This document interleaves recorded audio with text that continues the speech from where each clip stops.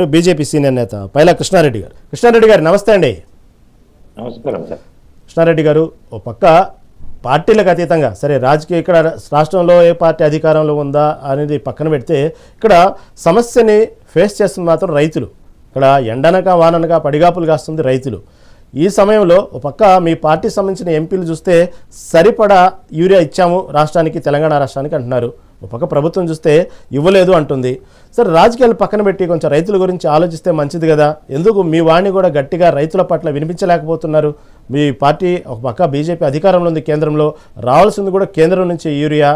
ఒక రైతులు ఒక పక్క నిజంగానే రాష్ట్రానికి ఇందాక సతీష్ గారు చెప్పినట్టు కాంగ్రెస్ పార్టీ మీద ఒక రకమైనటువంటి గుడ్డగాల్చి నెత్తినేయాలి అనుకున్నప్పటికీ కూడా రైతులకు చాలా క్లారిటీగా తెలుసు యూరియా అనేది కేంద్ర ప్రభుత్వం ద్వారే రావాలని. కానీ ఇది ఏదైనా జరిగితే డ్యామేజ్ కేంద్ర ప్రభుత్వానికి కూడా జరిగింది కదా. ఎందుకు మీ పార్టీ ఎంపీ గట్టిగా మాట్లాడలేకపోతున్నారు? ఎంపీలు యూరియా కొరత ఎందుకు సృష్టించారు అనేది ఏమంటారు మీరు?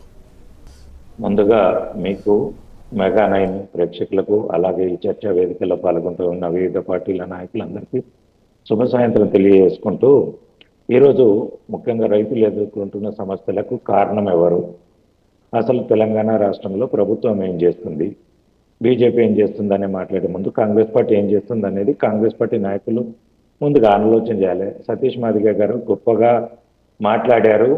బీజేపీని విమర్శించడంలో నెంబర్ 1గా ఉన్నారు. కానీ అసలు తెలంగాణ రాష్ట్రంలో ఈ సంవత్సరానికి ఎంత యూరియా అవసరం ఉండే, ఎంత ఈ రోజు వరకు వచ్చింది, ఎంత బ్లాక్ మార్కెట్ ఈ కాంగ్రెస్ పార్టీ నాయకులు తరలించారు, దీని మీద రైతులు ఎంత ఇబ్బంది పడుతున్నారు అనేది నేను ఫిగర్లతో సహా చెప్పదలుచుకున్నాను. కేంద్రానికి వీళ్ళు కాంగ్రెస్ పార్టీ అడిగింది 12,78,00,000 మెట్రిక్ టన్నులు అయితే పోయిన వర్షాకాలంలోనే 10,43,000 మెట్రిక్ టన్నుల యూరియాను కేంద్ర ప్రభుత్వము సప్లై చేసింది రాష్ట్రానికి.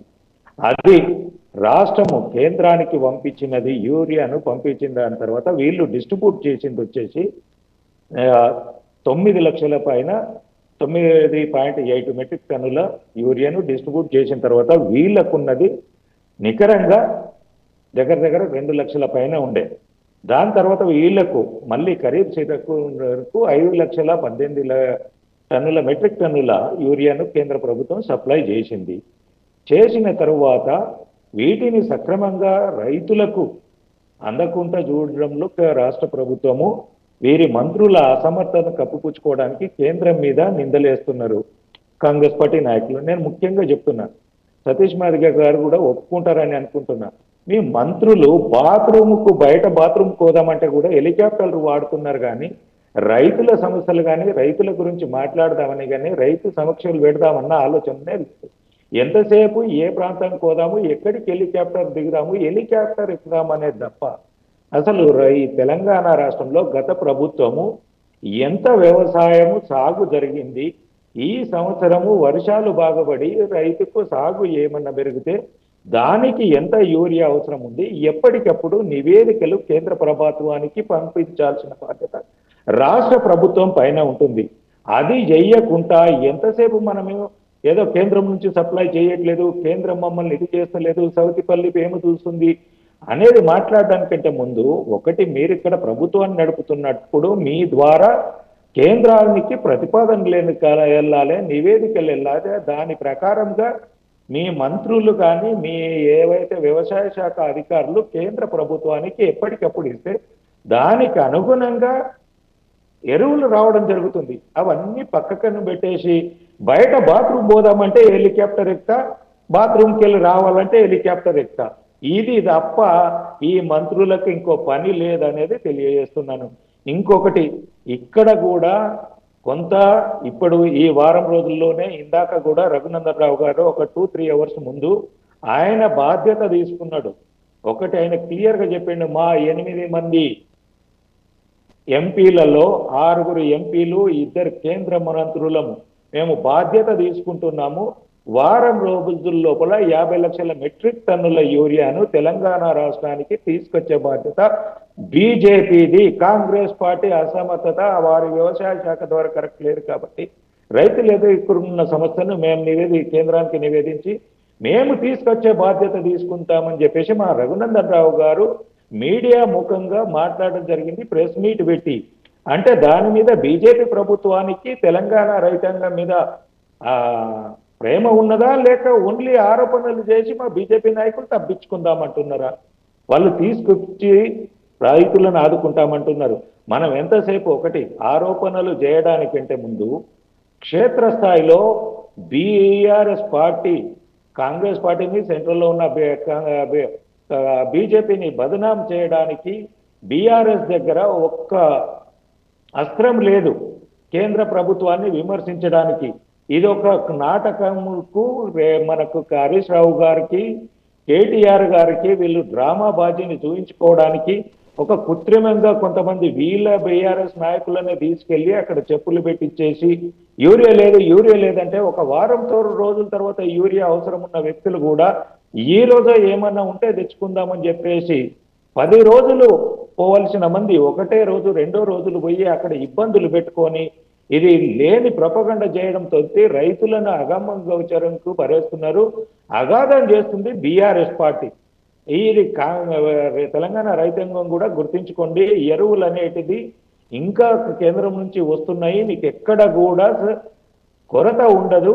మీకు రేపు అవసరం ఉంటే 2 రోజుల ముందు కొండి తీసుకోండి, అంతేగాని ఒక వారం తర్వాతనో ఇంకా 15 రోజుల తర్వాతనో మీకు ఎరువులు అవసరం ఉంటే అక్కడ ఆ టైం కల్లా ఉంటాయో లేదో అని చెప్పేసి లేదనేది గ్లోబల్ ప్రచారం బీఆర్ఎస్ ఏదైతే చేస్తుందో దాన్ని నమ్మకుండా వాస్తవాన్ని గ్రహించండి. ఎప్పటికప్పుడు కేంద్రము సంప్రదిస్తూ చేస్తూనే ఉంది, అందుబాటులో ఉంచుతుంది. రైతాంగాన్ని ఆదుకునే బాధ్యత బీజేపీ ప్రభుత్వం తీసుకుంటుందని తెలియజేస్తున్నాను. కృష్ణారెడ్డి గారు మీరు చెప్పినట్టు కాంగ్రెస్ పార్టీ గత సంవత్సరం ఇచ్చినటువంటి సాగును బట్టి ఒక నివేదిక పంపడంలో ఈసారి రాష్ట్ర ప్రభుత్వం ఫెయిల్ అయింది, లేకపోతే ఈ యూరియా కొరత ఇంత ఉండేది కాదు అనేటువంటి విషయాన్ని మీరు చెప్తున్నారు. ఓకే, అంతవరకు ఒప్పుకుందాం కొద్దిసేపు. ఇటుపక్క ఆంధ్రప్రదేశ్లో కూడా ఇదే విధంగా కొన్ని జిల్లాల్లో యూరియా కొరత ఏర్పడి అక్కడ టోకెన్లు ఇచ్చి వచ్చినప్పుడు చెప్తామంటూ అనేక జిల్లాలు ఇబ్బందులు పెడతా ఉన్నారు. ఓ పక్క మీ పార్టీ సఖ్యతగానే ఉంది, అక్కడ ఎన్డీఏ కూటమిలో భాగంగానే ఉంది టీడీపీ పార్టీ. అలాంటి సమయంలో అక్కడ కూడా కొరతలు ఏర్పడింది. మళ్ళీ అక్కడ కూడా ప్రభుత్వం తప్పు చేసిందా? విజనరీ ఉన్నటువంటి నాయకుడు సీఎం చంద్రబాబు కూడా ఇదే విషయంలో నివేదిక కేంద్రంలో పంపటం విషయంలో విఫలమయ్యారంటే ఏమంటారు? ముందుగా ఇందాక బీఆర్ఎస్ నాయకులు, కాంగ్రెస్ నాయకులు మాట్లాడిన దానికి సమాధానం చెప్పిన తర్వాత మీరు అడిగిన దానికి చెప్తాను. బీఆర్ఎస్ నాయకులు పొద్దున్న లేస్తే కేసీఆర్ 10 ఏళ్ల పాలన బాగుంది అంటాడు. ఎక్కడ బాగుందో చెప్పాలి. ఫామ్ హౌస్ లో లేదంటే క్యాంప్ ఆఫీసులో. దేశ చరిత్రలోనే కాదు ప్రపంచ చరిత్రలో ఒక ముఖ్యమంత్రి గానీ రాజ్యాంగ పదవులు ఉన్న వ్యక్తి సెక్రటరియేట్ పోకుండా పాలన చేసిన వ్యక్తి ఎవరైనా ఉన్నారు అంటే కేసీఆర్ గారే. 10 ఏళ్ల కాలంలో ఏ ఒక్క రైతును కానీ ఏ ఒక్క కామన్ మ్యాన్ కలవని సీఎం ఎవరన్నా ఉన్నారంటే అది కేసీఆర్ గారే. ఇంకొకటి ఇందాక చెప్తున్నారు తెలంగాణ ఉద్యమం జరిగిందే తెలంగాణ నిధులు నియామకాలు గురించి అంటున్నారు. నిధులు కేసీఆర్ ఇంట్లోకే పోయినాయి, ఉద్యోగాలు మంత్రి పదవులు కేసీఆర్ ఇంట్లోకే పోయినాయి. ఉద్యమం చేసిన తెలంగాణ వాదులు మాత్రం జైల్లోకి పోయిండ్రు. ఈ రోజు వరకు కూడా ఉస్మానియా యూనివర్సిటీలో ఉన్న విద్యార్థుల మీదకున్న కేసులతోటి ఉద్యోగాలు రాక కేసులు కొట్టించుకోలేక కోట్ల చుట్టూ తిరుగుతున్నది ఎవరు? అసలైన తెలంగాణ ఉద్యమకారులు, తెలంగాణ వాదులు. కేసీఆర్ వీళ్ళందరినీ దగా చేసి ఆయన ఇంట్లోకి నిధులు తెచ్చుకున్నాడు. అవినీతితోటి ఆయన ఇంట్లోకి 2 మంత్రి పదవులు తెచ్చుకున్నాడు. ఆయన ముఖ్యమంత్రి అయిండు, ఎంపీలైండు, ఎమ్మెల్యేలైండు. ఆయన సపరివార్యంగా ఆయన అక్కచెల్లెల పిల్లలకు కూడా పంచిపెట్టిండు అవినీతి సొమ్మునంతా. ఇది కేసీఆర్ బీఆర్ఎస్ నాయకులు కండ్లు మూసుకొని పిల్లి పాలు తాగితే లోకం చూస్తలేదనుకుంటున్నారు. తెలంగాణ సమాజం మొత్తం చూసింది. కేసీఆర్ భజన్ను మానేయండి. ఇప్పటికైనా మీ కేసీఆర్ గారికి తెలంగాణ ప్రజానికం పైన సిద్ధశుద్ధి ఉంటే ఇప్పుడు ఎరువుల గురించి రైతాంగం ఇబ్బంది పడుతుంది అనుకుంటే కేసీఆర్ బయటకు వచ్చేసి తెలంగాణ రైతాంగం తరపున వారి తరపున రోడ్డుకెక్కి కొట్లాడమని చెప్పండి. అది కేసీఆర్ గారికి సిద్ధశుద్ధి ఉంటుంది. ఎంతసేపు భజన చేసి తప్లా కొట్టడం ఏంటండి? కేసీఆర్ ఆయన ఈ రోజు వరకు తెలంగాణ రాష్ట్రంలో ఒక్కటి కూడా సవ్యమైన పని చేసింది చూడలే. ఒక్క సామాన్య ప్రజానికాన్ని కలిసింది చూడలే. ఒక్క సామాన్య రైతును కలిసింది చూడలే. ఒక్క విపత్తు వస్తే పోయి పరామర్శించిన వ్యక్తి కాదు, పోయి చూసిన వ్యక్తి కూడా కాదు. అలాంటి వ్యక్తిని పోగడానికి మీకు ఎలా నోరు వస్తుందో నాకైతే అర్థం కావట్లేదు. ఈ ఈ అంశాలను మీరు గుర్తుంచుకోండి. మీరు 77 లక్షల రైతులు ఇబ్బంది పడుతున్నారు అంటే తెలంగాణ రాష్ట్రంలో ఎవరికి యూరియా రాలేదు. చెప్పేటప్పుడు మనం కొంత జాగ్రత్తగా మాట్లాడాలి. మనం మాట్లాడే మాట ఒక వందల వేల మంది డిబేట్లు చూస్తుంటారు, లైవ్ చూస్తుంటారు. వారికి కరెక్ట్ అయిన సమాధానం ఇవ్వడానికి మనం చర్చా వేదికలో కూర్చోవాలి. అది బీఆర్ఎస్ నాయకులకు. ఇక కాంగ్రెస్ నాయకులు చెప్తున్నారు మా రఘునందన్ రావు గారికి మాట్లాడింది రాజకీయం. అరే బాధ్యత తీసుకొని తెలంగాణకు యూరియా తీసుకొస్తాను అనేది ఆయన నెత్తిని తీసుకొని బాధ్యత తీసుకుంటే దాంట్లో రాజకీయ కోణం ఉన్నది అంటది. పట్టించుకోకపోతేనేమో ఆయన పట్టించుకుంటలేడు అంటారు. మరి ఏం చేయమంటారు మీరే చెప్పండి సతీష్ గారు. ఆయన బాధ్యత తీసుకున్నారు సమస్యను, సరే మీరు ఆయన బాధ్యత తీసుకున్నారు. మీ మంత్రి గారు మా ఎంపీ గారు కేంద్రంకి వెళ్ళి కూర్చోండి, రైతు సమస్యను విమర్శించండి. 50 లక్షల మెట్రిక్ టన్నులలో కాక ఇప్పుడు వారం రోజులలో కాదు 50 లక్షలు సరిపోదు, మాకు ఇంకొక 50 లక్షలు అదనంగా ఇవ్వండి, కోటి టన్నుల మెట్రిక్ టన్నుల యూరియా ఇవ్వండి అని అడగండి. తెలంగాణ రైతాంగం ఎదుర్కొంటున్న సమస్యను చెప్పండి. ఈ సంవత్సరం ఎంత సాగు జరిగిందో చెప్పండి. రాబోయే రోజుల్లో ఇంకెంత అవసరం ఉంటుందో చెప్పండి. కాబట్టి ఇవన్నిటికీ మనము ఒక ప్రతిపదికన పోతే కరెక్ట్ సమస్యకు పరిష్కారం దొరుకుతుంటది. మనం ఎప్పుడో బీఆర్ఎస్ ఎప్పుడో ఎలక్షన్ల పొత్తు పెట్టుకుంటుంది అనేది ఈ రోజు జ్యోతిష్యం చెప్పడం కాదండి. ఆ రోజు తెలంగాణ రాష్ట్రంలో ఇప్పుడు మేము ఆలోచన చేస్తుంది తెలంగాణ సమాజానికి బీజేపీ ప్రభుత్వం అంటే బీజేపీ ప్రభుత్వంలోకి వస్తే ఏం చేస్తుంది, స్వతహాగా బీజేపీ తెలంగాణ రాష్ట్రంలో ప్రభుత్వం రావడానికి ప్రజా సమస్యలను ఎప్పటికప్పుడు మేము అడ్రస్ చేస్తూనే ఉన్నాము. మా కార్యాచరణ ఉంటూనే ఉంటుంది. మేము చేసేది మీకు కనబడకపోవచ్చు కానీ తెలంగాణ సమాజం చూస్తుంది, తెలంగాణ వ్యక్తులు చూస్తున్నారు. వాళ్ళు రాబోయే ఎలక్షన్లో నిర్ణయం తీసుకుంటారు. స్థానిక సంస్థల ఎలక్షన్లో కూడా దొరుకుతుంది. ఇంకొకటి ఆంధ్ర రాష్ట్రంలో కూడా ఈ యొక్క సమస్య ఉన్నదంటున్నారు. ఈ సంవత్సరం అన్ని ప్రాంతాలలో కూడా వ్యవసాయము బాగా ఉన్నది. అనుకున్న దానికంటే కూడా 10-20% వ్యవసాయ ఉత్పత్తులు పెరిగినాయి. అందులో ఇక్కడ మన తెలంగాణ రాష్ట్రంలో మీడియా, ఆంధ్ర రాష్ట్రంలో మీడియా సేమ్ ఉన్నది. సోషల్ మీడియా కానీ తేదీ కానీ టీవీ ఛానళ్ళు కాకుండా యూట్యూబ్ ఛానళ్ళు కూడా ఆంధ్ర ప్రాంతంలో కూడా ఎక్కువ మంది వ్యూవర్స్ ఉంటారు. అరే అక్కడ ఏదో యూరియా ప్రాబ్లం ఉందట, ఇక్కడ కూడా ఉందేమని అక్కడ కూడా రైతులు గందరగోళ పడుతున్నారు. కాబట్టి దీన్ని మనం అందరం కూడా రాజకీయాలు ఒకటి కొన్ని సమస్యలు వచ్చినప్పుడు మనము బాధ్యతాయుతంగా మెదిలి వారికి బెనిఫిట్ చెందే విధంగా చేయాలి కానీ రైతాంగాన్ని గందరగోళపరిచే విధంగా, వాళ్లకు అవగాహన లేని విధంగా చేసేసి వాళ్ళను భయభ్రాంతులకు గురి చేసి ఆ రోజు ఒక్కరోజు వ్యవసాయం చేసుకునేది వాళ్ళు ఉత్తగా పోయి 4 రోజులు లైన్లో నిల్చుంటే ఏం ఇబ్బంది లేదు. నేను వాస్తవంగా కూడా ఈ డిబేట్కు పిలిచిన తర్వాత నేను మా ప్రాంతంలో ఏఎంసీ చైర్మన్కు ఫోన్ చేశాను.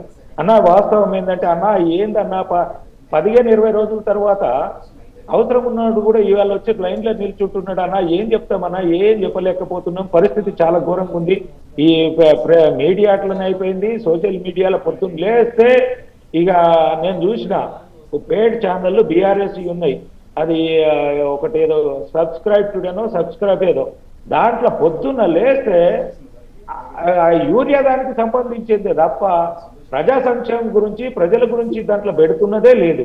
అసలు వాస్తవం ఎంత ఉంది, ఎంత రైతులకు రావాల్సింది ఉంది. సరే అక్కడ ఒక ఛానల్లో పెట్టింది ఏదో నేను చూశాను, ఒక్క 20 యూట్యూబ్ సబ్స్క్రైబ్ ఛానల్ని చూశాను, 20 వీడియోలు ఉన్నాయి.